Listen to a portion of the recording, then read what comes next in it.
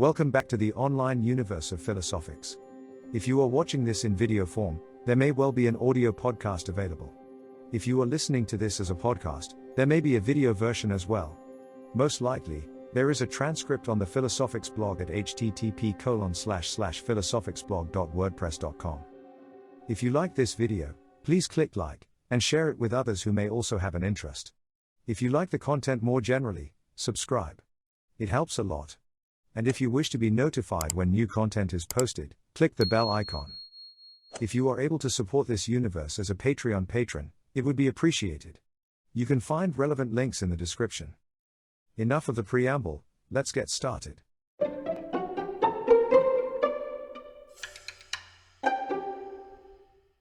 In today's segment, I am going to share my perspectives on the truth about truth. To start, I'll let the audience know that I do not believe in the notion of truth. I feel the term is ill-defined, especially in the realm of metaphysics and morality. I feel that when most people employ the word truth, what they mean to say is fact. That a fire engine is red, for example, may be a fact, if indeed the fire engine happens to be red, but it is not true. This is a misapplication of the term. If you employ truth as a direct synonym for fact, then this is not what's being discussed here, and perhaps your time might be better spent watching some content by the critical drinker. My argument is that truth is not objective. Rather, it is subjective and perspectival. I can see that there may be some objective truth out there somewhere, but it is not and will not ever be accessible to us, because of limitations in our sense perception faculties and cognitive limitations. For Aristotle, we only have 5 senses with which we can connect to the world, and these senses are limited. If there is anything out there that would require another sense receptor, a sense receptor not available to us, we would never be able to sense it, to even know of its existence. Perhaps the universe emits 100 sense signals, but we are only capable of receiving and translating 5. We'd be oblivious to 95% of reality. I am not making any claims that this is the case, but human cognition is so limited, that we can't even conceive of what another sense might be. If you can, please leave a comment. To be clear, I'm not talking about senses we know other species possess. Bats may have echolocation, and sharks may have electroreception. Some animals may have greater sensory acuity, superior vision and auditory senses, olfactory and gustatory, tactile or whatever. Some can see into infrared or ultraviolet light spectra. Technology that includes biomimicry provides humans with microscopes for the microworld and telescopes for the macroworld. We have X-rays and sonar and radar, radios and televisions that extend our senses, but these provide no new sensory receptors. Like the story of the blind people and the elephant, we are left grasping at parts. But even if we are able to step back to view the whole elephant, to hear the elephant, to touch and smell, or even taste the elephant, if there is more to the elephant, we cannot know it. The same goes for ourselves. I know that some people might inject gods or psychic or paranormal energy into this void, and sure, feel free, but I am looking beyond these pedestrian concepts. What else might there be? But let's depart this train and head in a different direction. I want us to focus on the senses we do have. For the typical human, sight is our primary arbiter of reality, at least as defined idiomatically.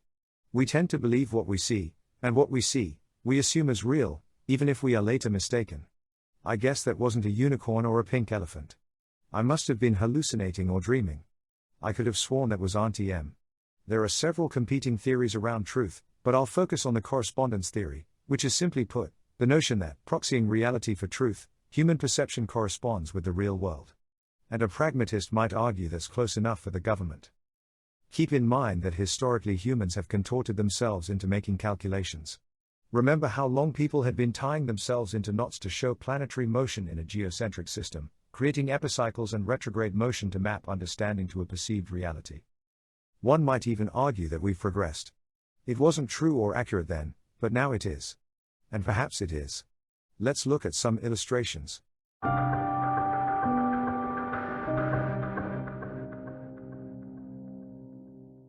The next illustration will help to demonstrate what's happening. Notice there is a gap between the curve and the reality cap. For one thing, we don't really know where we are relative to reality. In the case of the geocentric system, we might have been at the leftmost space. Once we determine that the system is actually solar-centric, we might have moved right on the curve to close the gap. We might be tempted to defend that we finally reached the truth, but we'd have been equally willing to make the same defense from the geocentric position, so we need to be mindful of the past. Perhaps, this last example was too obvious. We feel comfortable staking a truth claim, or at least a claim of fact. So let's look at another example. Let's reuse the same axes, truth and time, but rather than an asymptotic curve, let's presume something more polynomial in nature, or not particularly cyclic. Rather than retrograde motion in planets, let's visit the supposed progress of Newtonian versus Einsteinian physics. This takes a bit more setup, but bear with me. In this case, I have taken liberties and illustrated the Einsteinian physics gap to capture an inferior vantage on reality over Newtonian physics. Granted, I need to rely on a bit of suspension of disbelief, but in the bigger picture, I am trying to convey a scenario where some new paradigm puts the prior knowledge in perspective. In this instance, both Newtonian and Einsteinian flavors of physics are based on a materialistic, particles-based model, which is where the modern physics consensus resides. But let's say that consensus changes in such a way that it is determined that something else underlies reality, say consciousness per analytic idealism as proposed by Bernardo Kastrup, or per integrated information theory, IIT, as advanced by Donald Hoffman and others. As with retrograde motion, we might end up finding that we were barking up the wrong tree. This might be a bit different because the particles are a directly perceived manifestation of the underlying consciousness, but I wanted to create a scenario where knowledge thought to have advanced actually regressed, but this wasn't revealed until a new perspective was available. Yet again, an important aspect of note is that we don't actually know the distance between our perceptions and real reality. This last illustration builds upon the first asymptotic chart but has an inbuilt error margin meant to reflect language insufficiencies. There is some concept that people feel they grasp, but the consensus is not as unified as the group thinks. I'll share two examples, the first being the concept of justice. To me, justice is what I deem a weasel word. It's a word we commonly use, but it means different things to different people. To me, it's a euphemism for vengeance by proxy, but for others, it transcends that and mirrors some impartial dispensation of just desert, some good old-fashioned law and order. Without getting stuck down some rabbit hole, my point is that if we aggregate these beliefs, the asymptotic curve represents an average consensus vantage rather than something as obvious as 2 + 2 = 4. On this note, allow me to clear the air. Some viewers might be clamoring to say, but 2 + 2 = 4 is true.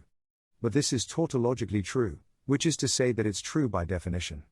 It's a similar tautology to saying that it's true that snow is white, or coal is black.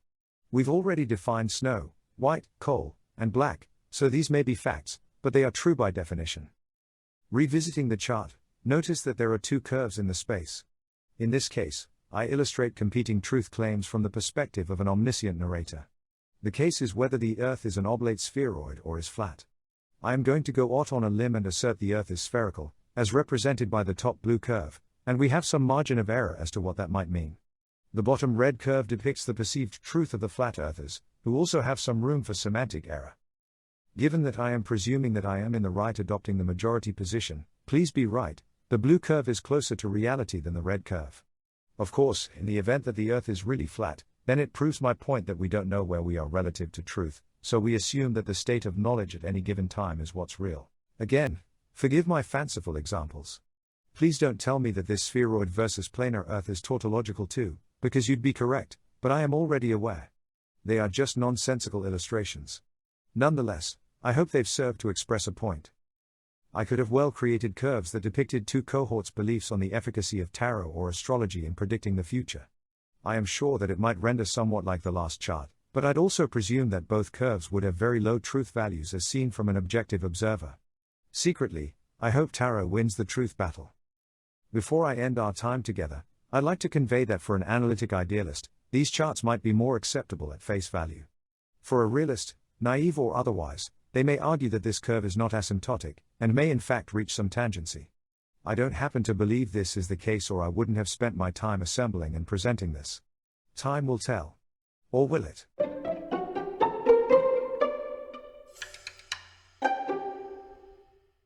That's the end of this Philosophics podcast. Thank you for taking time from your schedule to watch or listen. I am always interested in hearing different perspectives, agree or disagree. So, don't be afraid to comment.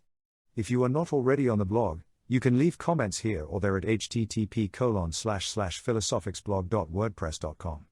Or click the link in the description. If you like this video, click like, and share it with others who may also have an interest. If you like the content more generally, subscribe. It helps a lot. And if you wish to be notified when new content is posted, click the bell icon.